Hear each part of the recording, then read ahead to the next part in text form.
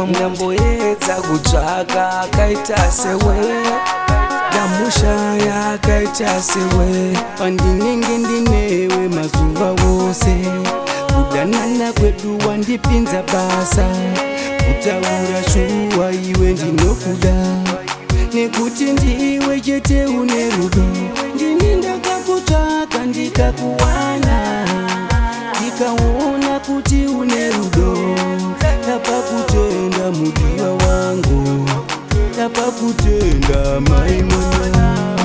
Parinobuda zuva, ndinokuvimbisa kuti ndinokuda, ndinokuda, ndinokuda, ndinokuda mudiwa wangu. Ndakagara ndazvitaura kabebi wangu, mienjelo bebi ndiwe hani wangu.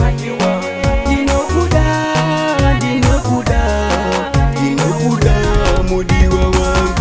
Rudo rwedu ngarufanane rwerudo, ngondiramba ninoimba chimbo tiri Adamu na Eva mukateni. Ndinokuda bebi wangu saka andei, zvinoita rudo vakomana, rudo runonakidza dzimwe nguva.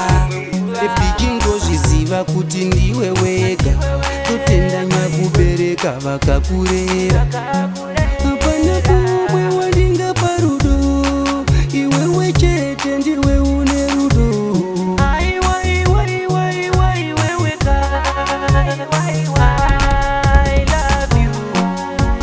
Parinobuda zuva, ndinokuvimbisa kuti ndinokuda, ndinokuda, ndinokuda, ndinokuda mudiwa wangu. Ndakagara ndazvitaura kabebi wangu, mienjelo bebi ndiwe hani wangu.